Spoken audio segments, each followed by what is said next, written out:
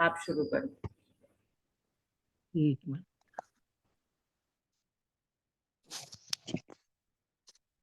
बोलो श्री प्राणनाथ प्यारे की जय। बोलो श्री सतगुरु महाराज की जय। बोलो श्री निजानंद स्वामी की जय। बोलो श्री निजानंद संप्रदाय की जय। समस्त सुंदर साथ की जय।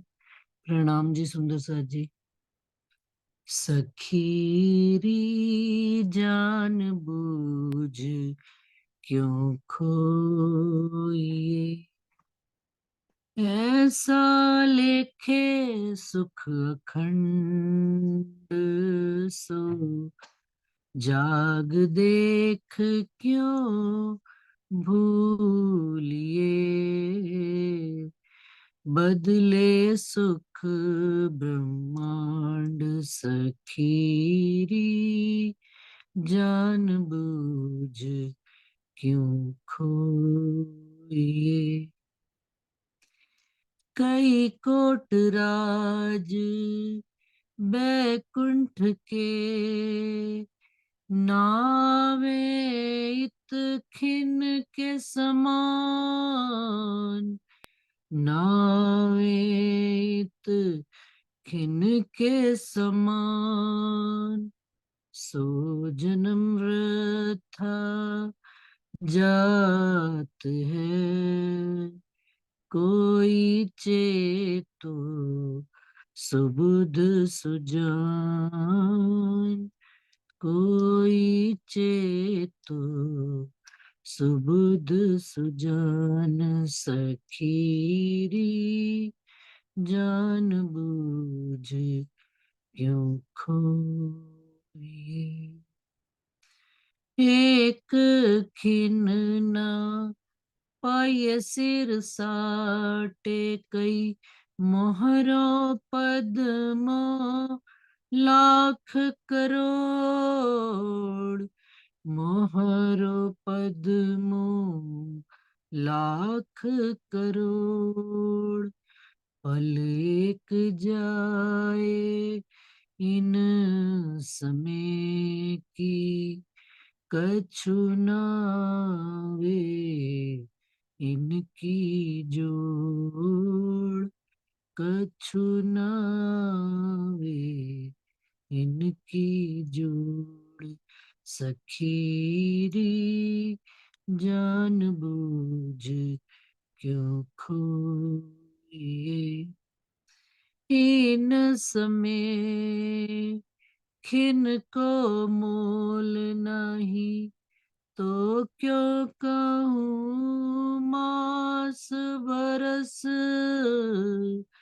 क्यों कहूँ दिन मास बरस, सो जन्म खोया झूठ बदले, पियु सो भई नारंग रस, पियु सो भई नारंग रस, सखीरी सोइत भी होए चले धन धन, धाम धनी कहे धन धन, धाम धनी कहे धन धन, साथ में भी धन धन हुइया, या के धन धन हुए रात दिन, या के धन धन हुए रात दिन, सखीरी जान बूझ क्यों खोइए। श्री महमती कहे लिया मांग के, ए धनिये दिखाया छल, ए धनिये दिखाया छल, जो सन्मुख रहसी धनी धाम के, सो कहसी छल को बल, सो कहसी न छल को बल। सखीरी जान बूझ क्यों खोए, ऐसा लेखे सुख अखंड, सो जाग देख क्यों भूलिए, बदले सुख ब्रह्मांड सखीरी जान बूझ क्यों खोई। प्रणाम जी सुंदर सर जी, प्रणाम जी। प्रणाम जी, धन्यवाद दीदी। शम्मा आई नहीं है? आई है दीदी, आई है। अच्छा ठीक है। सभी सुंदर साथ जी को प्रेम प्रणाम जी। प्रथम लागू दुई चरण को, धनिये ना छुड़ाइयो खेन, लाख तली नालेड़िया, मेरे जीव के ही जीवन, इन पांव तले पड़ी रहूं, धनी नजर खोलो बातून, फलना वालू निरखु नेत्रे, मेरे जीव के ही जीवन, मेरे जीव के ही जीवन। श्री बंदो सतगुरु चरण को, करु सो प्रेम प्रणाम, अशुभ हरन मंगल करन, धनी श्री देव चंद्र जी नाम। श्री प्राणनाथ निज मूल पति, श्री मेहराज सुनाम, तेज कुबर श्यामा युगल, जी को पल पल करूं प्रणाम, पिया जी को पल पल करूं प्रणाम।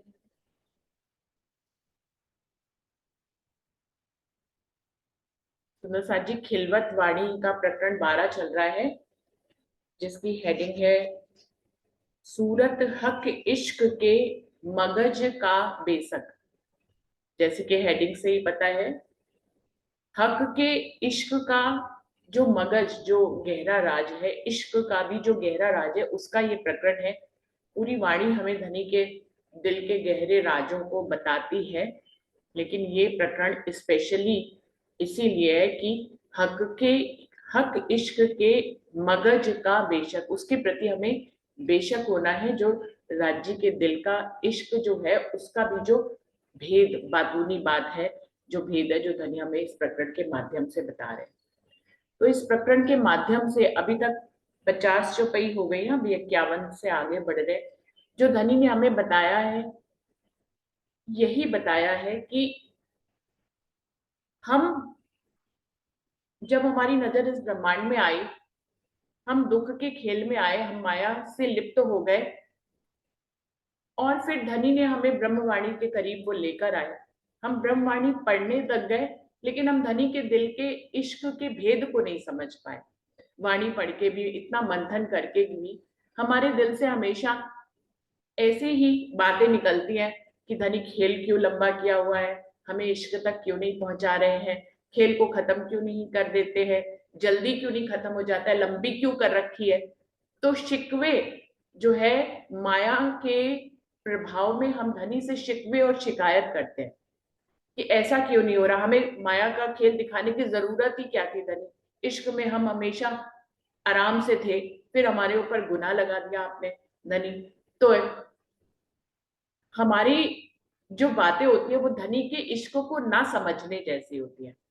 अभी धनी इस प्रकरण के माध्यम से बता रहे हैं कि ये जितने भी गिले शिकवे हैं, ये सब किया धनी ने, फरामोश उन्होंने ही किया। खेल में वही लेके आए, दुख के खेल में, माया के खेल में वही लेके आए, लेकिन जगा भी वही रहे हैं। और हमें अपने भेद तक पहुंचाने, कौन पहुंचा रहा है हमें? स्वयं अक्षरातीत ही तो हमें अपने भेद तक पहुंचा रहे हैं।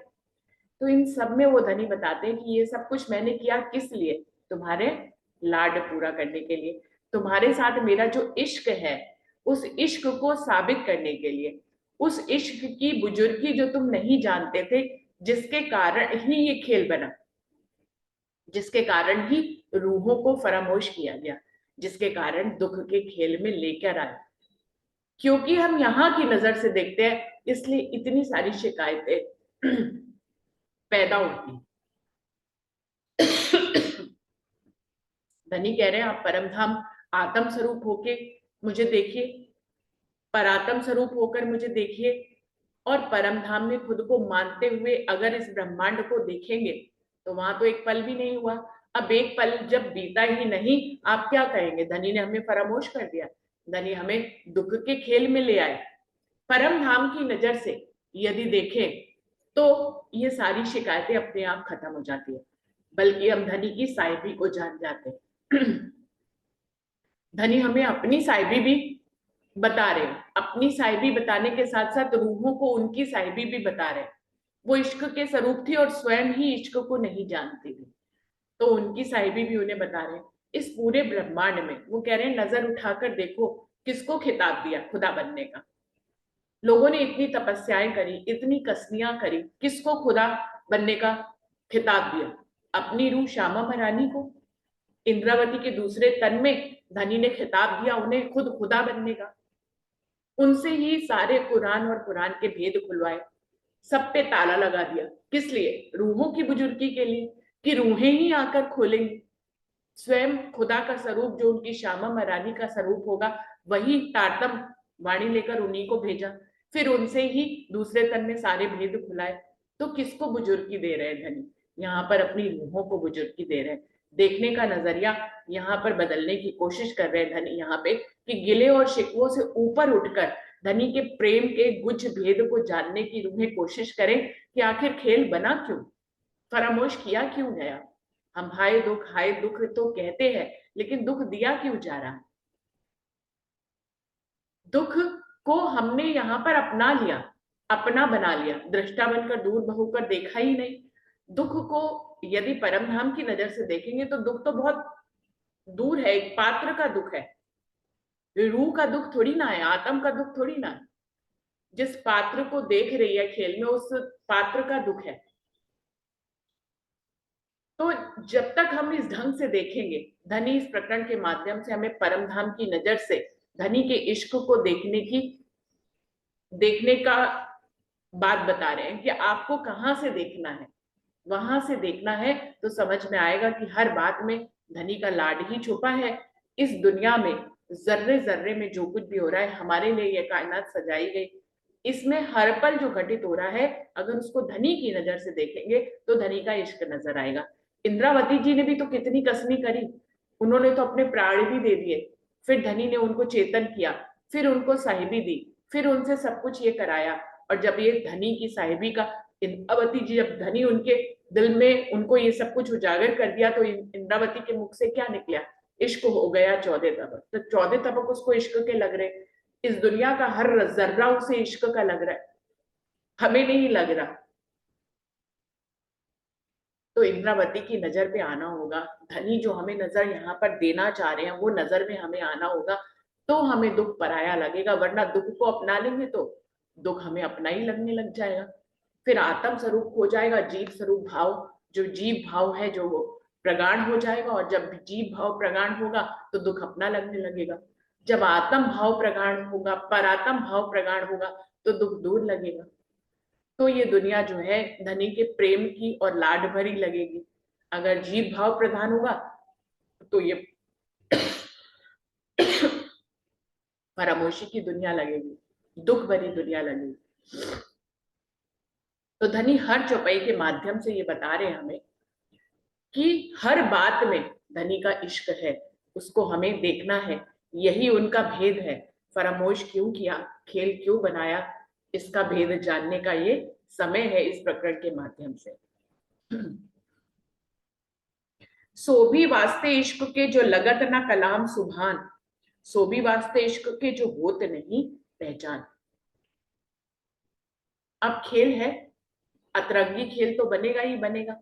एक जैसा खेल ना तो परमधाम में खिलाते थे धनी, ना इस ब्रह्मांड में खिलाएंगे।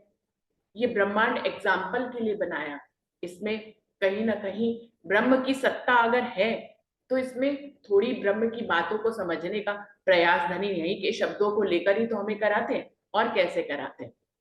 जैसे परम धाम में हर रूह, जैसे एक बार वायदत की बात हुई थी कि वायदत का मतलब सबके दिल में एक सी बात आने जैसी बात नहीं है।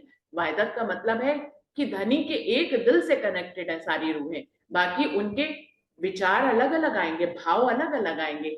एक रूह नीले रंग की पाग उसी समय पे देखना चाहती है, एक रूह लाल रंग की देखना चाहती है, तो दोनों के अलग अलग है। एक रूह कहती है कि जो बताने का भाव है, एक रूह कहती है कि मैंने तो धनी के साथ ये विलास किया, दूसरी रूह उसी समय ये सोच रही है कि ये सुख तो मुझे भी आ रहा है। तो एक बता रही है, एक सुन रही है, दोनों के भाव अलग है।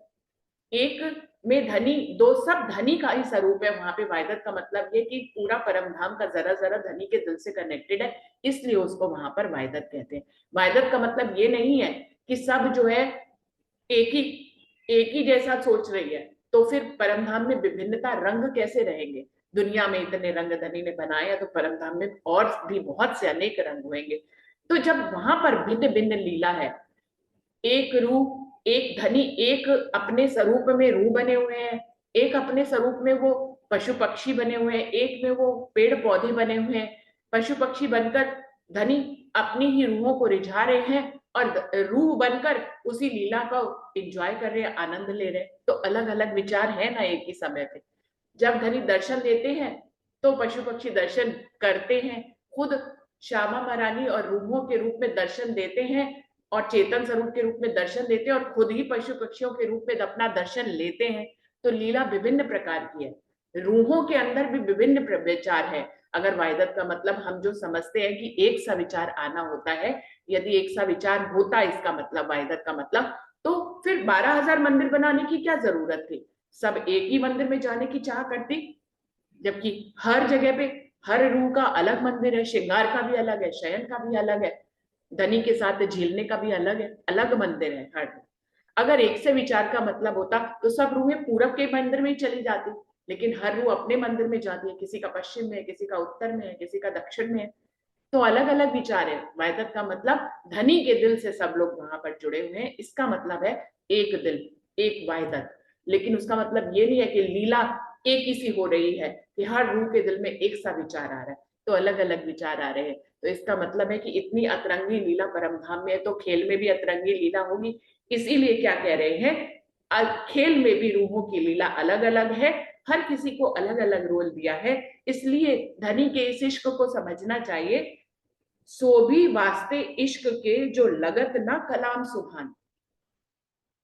कोई कोई रूह को धनी के कितने भी कलाम सुना लो नहीं लगते, वो कहती मुझे समझ में ही नहीं आया। एक रूह कहते अरे इतना तो स्पष्ट लिखा है, तुझे समझ क्यों नहीं आ रहा है। एक को नहीं समझ में आ रहा। लगत ना कलाम सुभान, सो भी वास्ते इश्क के जो लगत ना कलाम सुभान। धनी के कलाम अगर नहीं लगते हैं, कभी ऐसा होता है, तो उसकी लीला अलग है। इसका उदाहरण भी बिहारी जी और औरंगजेब के रूप में हमारे सामने। क्या बिहारी जी धनी के कलामों को नहीं सुनते थे? जैसे महाराज ठाकुर सुनते थे, वैसे बिहारी जी भी सुनते थे, लेकिन उनको कलाम नहीं लगते थे, उनको लगते थे। तो क्या है, जिसको जैसा रोल दिया है धनी ने, क्योंकि हर किसी का ये पिक्चर बनी है, हर किसी का रोल अलग है सुंदर साथ जी, इसमें कभी किसी का रोल एक जैसा नहीं हो सकता। एक रूह हम सब यहाँ वायदत में हैं, कैसे, यहाँ पे भी धनी के दिल से ही लीला चल रही है, उनके दिल से ही तो ये खालत सारे लीला, ये माया चैती बलवंती उपनीचे मूल धनी थकी, हुकुम कहाँ से हुआ, धनी के दिल से ही तो हुआ। तो यहाँ पे भी वायदत है, जैसी परम धाम में थी कि धनी के दिल से कनेक्टेड ही वहां पे रूहें थी, लेकिन विचार अलग अलग थे। वहां पे भी हर रूह एक सा रोल थोड़ी ना करती है। जब निरत वाली सखिया करती है तो निरत का ही रोल करती है ना, वो देखने वाली उस समय सखिया देखने का ही रोल करती है। अब अगर एक वायदत का मतलब एक ही होता तो सारी ही सखिया जितनी परम धाम की है सभी निरत करने लग जाती, लेकिन नहीं, एक जुथ निरत करता है। उस निरत के जुथ में भी बाकी सखियां देखती हैं, और निरत के जुथ में भी जिसको वीणा बजानी होती है वो वीणा बजाते हैं, जिसको तबला बजाना होता है उसको तबला बजाते हैं। तो हर किसी का अलग है वहां पर भी रोल। ऐसे ही इस दुनिया में भी रोल अलग है। अगर किसी को कलाम नहीं लग रहे, सो भी वास्ते इश्क के, ये धनी का इश्क है, सबको अलग अलग रोल दे रखे हैं, रंगीन खेल है, किसी को कैसा रोल दे रखा है, किसी को कैसा रोल दे रखा है, इस बात को हमें गहराई से समझना होगा। सो भी वास्ते इश्क के जो होत नहीं पहचान, पहचान कर करके भी हम पहचान कहाँ कर पाते। धनी के दिल के इश्क के गुज के मगज भेद को समझने के लिए आज बैठे हैं, उस पर मंथन करने के लिए बैठे। तो सो भी वास्ते इश्क के जो होत नहीं पहचान, पहचान अगर नहीं हो रही है, इसमें भी धनी का इश्क है, वैसा ही रोल दिया हुआ है। सो भी वास्ते इश्क के जो पहचान आवत नाहे, सो भी वास्ते इश्क के जो पहचानत दिल माहे। अब वो कह रहे हैं दोनों ही बातों में धनी के इश्क को देखना है, जो पहचान नहीं कर पा रहा है और किसी के दिल में बहुत गहरी पहचान आ रही है। सो भी वास्ते इश्क के, धनी ने इश्क का ही लाड पूरा करने के लिए दिया। इस बात को ऐसे ही समझना कि ये भी इश्क के लिए कि किसी से तबला बजवा रहे, ये भी इश्क के लिए किसी से नृत्य करा रहे, ये भी इश्क के लिए कि किसी को वो नजारा दिखा रहे। तो सब कुछ इश्क के वास्ते ही है, बिना इश्क के कुछ नहीं है। इंद्रावती ने यहां तक धनी के भेद को समझा, तभी तो हमें बता रहे, तभी तो उनको 14 तबक इश्क के लग रहे। उनको बिहारी जी में भी उतना ही प्रेम दिखता था जितना और रूहों में दिखता था। कभी बिहारी जी का अपमान नहीं किया, उनसे लड़े झगड़े नहीं, जबकि उनको पता है कि वो उनका विरोध कर रहे हैं, लेकिन कभी नहीं झगड़े। क्यों नहीं झगड़े? अलग राह जरूर अपना ली, क्योंकि वो उनकी राहों में रोड़े अटका रहे थे। अलग राह जरूर अपना ली, लेकिन गुरु पुत्र थे, पूरा सम्मान देने की पहले भी उन्होंने कोशिश करी, और जितना भी समय बिहारी जी रहे उन्होंने उनको सम्मानित ही किया, लेकिन राह भले चाहे अलग कर ली। तो उनको तो पता ही था 14 तबक इश्क में के हैं, तो उसमें बिहारी जी भी तो आ गए, उससे अलग थोड़ी ना हो गए।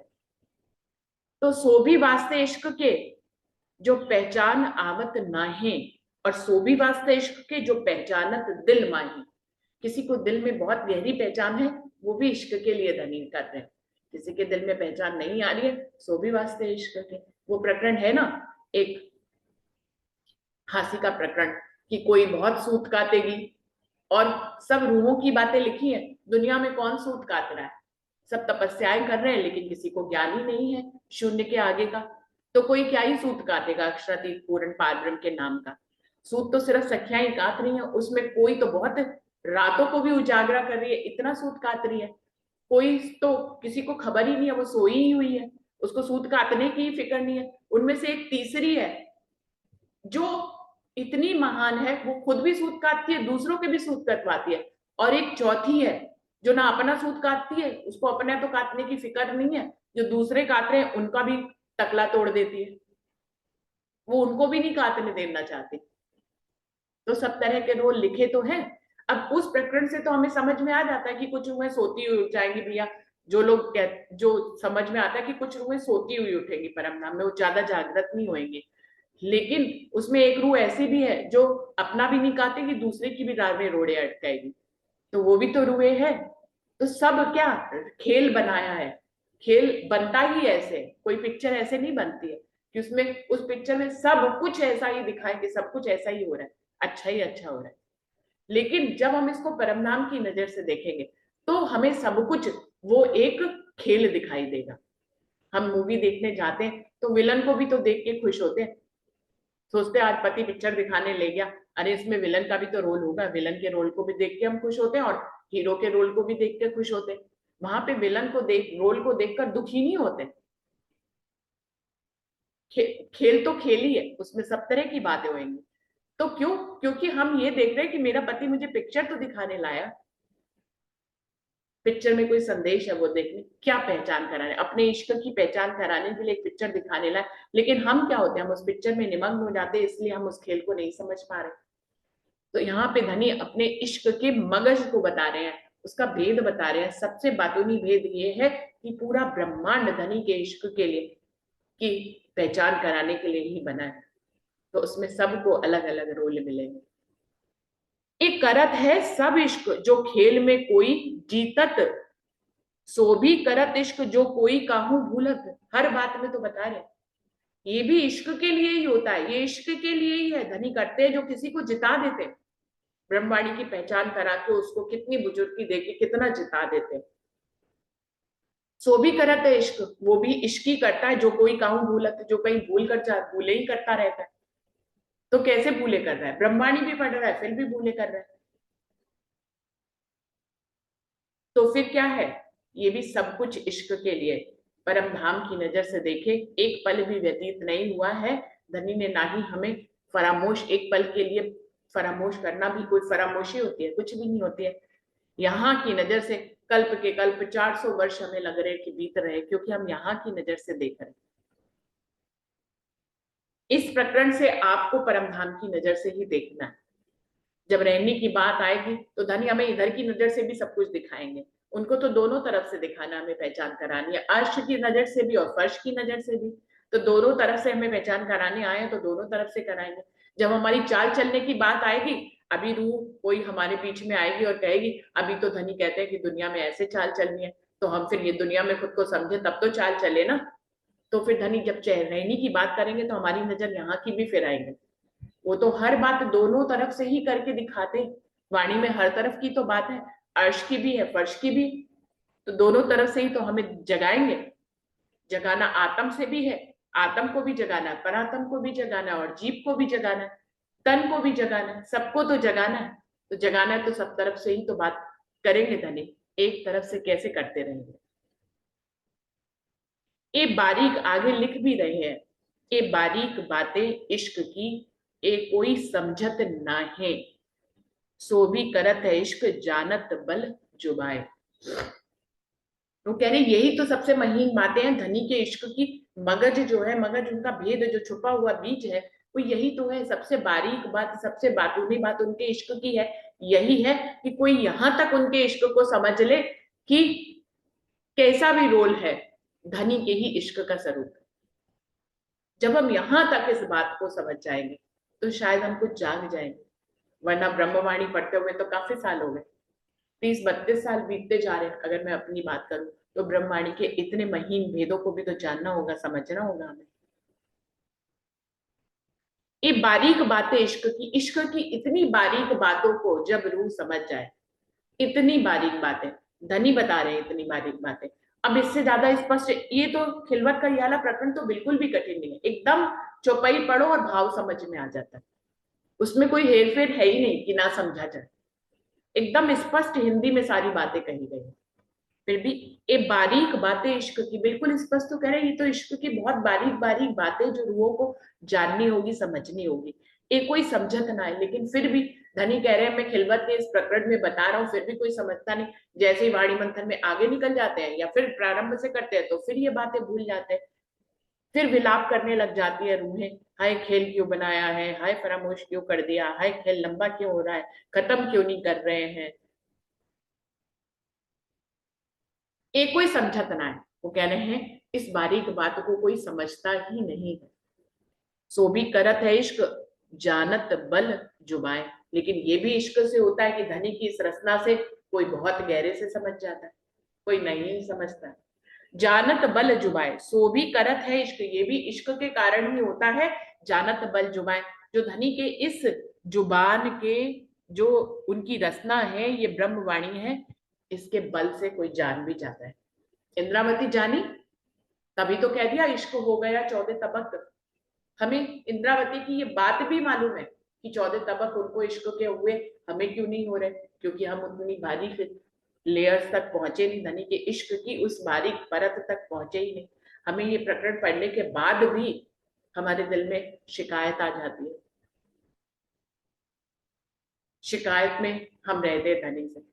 धनी से शिकायत में नहीं रहना, धनी से इश्क में रहना, धनी के साथ प्रेम में रहना, शिकायत में नहीं रहना। सो भी करत है इश्क जुदी जुदी जिनस, काहू सुध थोड़ी काहू घनी, काहू इश्क ना देत हरगिज। अब बताइए, इतना तो स्पष्ट चौपाई, इसमें समझाने जैसा कुछ है ही नहीं। सो भी करत है इश्क, ये भी इश्क ही करता है, क्या धनी का इश्क ही इसमें छुपा हुआ है, जुदी जुदी जिनस, हर किसी को अलग अलग तरह से धनी चला रहे हैं, अलग अलग ढंग का रोल दिया हुआ, जुदी जुदी जिनस। काहू सुध थोड़ी, किसी को थोड़ी सी सुध देते, काहू घनी, किसी को बहुत ज्यादा समझ दे देते हैं। काहू इश्क ना दे हरगिज, कहीं पे इश्क की कोई जैसे बारिश ही ना हो, बूंदी ना गिरी हो, उसको इश्क हरगिज ही नहीं देते। वो जितने मर्जी प्रयास कर ले, इश्क हरगिज ही नहीं देते। काहू इश्क ना दे हरगिज, सब इश्क के लिए हो रहा है। इसी बारीक बात को समझना है। इस प्रकरण को पढ़ने के बाद फिर कुछ मंथन करने को रह नहीं जाता सुंदर साथ जी। अब मंथन फिर धनी क्यों करा रहे हैं? सबसे बड़ी बात यह कि मंथन क्यों करा रहे हैं? क्योंकि खेल लंबा हो रहा है। जब तक मंथन नहीं करेंगे तो लज्जत कैसे लेंगे? मंथन से ही तो लज्जत आती है। धनी के प्रेम को जब समझते हैं तो उनके प्रेम में हम आ पाते हैं। धनी के प्रेम को समझे बिना तो हम प्रेम में नहीं आ पाएंगे ना। इश्क को समझे बिना इश्क की मंजिल तक कैसे पहुंचेंगे? तो ये तो काल माया का ब्रह्मांड है। यहाँ पे इश्क को ज्ञान से समझकर ही इश्क तक पहुंचना है। यहाँ पे उस बेसुधी वाले इश्क में नहीं ले जाएंगे जहां पे समझ के बिना ही उस इश्क में हम थे। अभी तो ये नजर हमारी फेरी ही इसलिए गई है कि हम समझ के इश्क तक पहुंचे। इश्क तक तो मंजिल में पहुंचना ही है। यहाँ तक तो पहुंचना ही कि पूरा ब्रह्मांड इश्क के कारण बना है। हर जर्रा जर्रा और एक एक पल यहाँ पर इश्क के कारण ही व्यतीत हो रहा है। अपने एक एक पल को हमें देखना है, वो इश्क का ही स्वरूप है। हर पल में धनी के इश्क को हम देख पाए, समझ पाए, यहाँ तक हमें आना है। लेकिन इलम से समझ कर ही आना है। तो काहू सुध थोड़ी स्पष्ट लिखा है, काहू सुध थोड़ी, काहू घनी, काहू इश्क ना दे हरगिज। किसी को तो इश्क देते नहीं, किसी को थोड़ी समझ देते, किसी को बड़ी समझ देते। इश्क सेती हारिए जितावे इश्क, इश्के इश्क ना आवही, इश्क करे बेसक। इश्क के कारण ही कोई जना हार जाता है, जितावे इश्क, और कोई इश्क से के कारण ही जीत जाता है। दोनों एग्जाम्पल सामने है बीता साहब के। धनी को अपना इश्क दिखाना था, बिहारी जी को हरा दिया। धनी का इश्क ही है ये कि इंद्रावती को जिता दिया। धनी का ही इश्क है कि औरंगजेब को हरा दिया। धनी का ही इश्क है छत्रसाल जी को जिता दिया। इश्क इश्क ना आ गई, किसी को इश्क नहीं आ रहा है, इसके पीछे भी इश्क है। खेल है इश्क भरा। इस खेल को कालमाया का दुख भरा खेल हमें नहीं की नजर से देखते थे पहले तो समझ में आता है। तब हमें हमारी शुरुआत थी, हम देख सकते थे कि इस खेल को हम दुख भरा देखें, गिले शिकवे करें, शिकायत करें। अभी तो समझ को बहुत बड़ा कर दिया धनी ने। तो समझना है कि ये खेल धनी के इश्क का है। और जब इस नजर में आएगी रूह, तभी तो इश्क में आएगी। हर बात में, हर पल में जब धनी के इश्क को घटित होते हुए देखेगी तभी तो इश्क तक पहुंचेगी। हर पल में यदि वो दुख को देखेगी, शिकायत से देखेगी, फरामोशी को देखेगी तो कहाँ जागृत हो पाएगी? लगोगे जो दुख को तो दुख तुमको लाग सी, जो याद आवे निज सुख तो दुख तुमसे भाग सी। जितना दुख को की नजर से देखेंगे और दुख से चिपके रहेंगे, उतना दुख हमारा होता चला जाएगा। दुख से दूरी बनानी है, इश्क से करीबी बनानी है, तो इश्क अपने आप हो जाएगा। दुख अपनी जगह अपना समय लेगा घटित होने में। वो पास होने का जो उसका वक्त है वो वैसे ही रहेगा सुंदर साथी, वो नहीं कम हो जाएगा। लेकिन आपकी दूरी हो जाएगी, वो दुख एक पराये का हो जाएगा। आपके पार्षद के शरीर का वो दुख है, आपका है ही नहीं। बस ये घटित हो जाएगा आपके साथ, और कुछ नहीं होगा। दुख तो अपना समय लेगा। जो आया है वो, उसका जो अवधि है जाने का, वो तभी जाएगा। अब हमें क्या लगता है कि हम इश्क में आ जाएंगे तो दुख घटित होना खत्म हो जाएगा?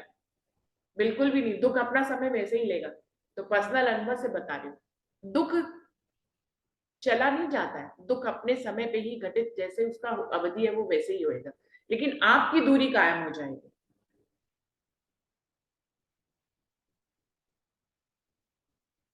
इश्क इश्क ना आ गई, इश्क करे बेशक। और किसी किसी को तो इश्क के कारण इश्क नहीं आता, और किसी को इश्क एकदम बेशक कर देता है।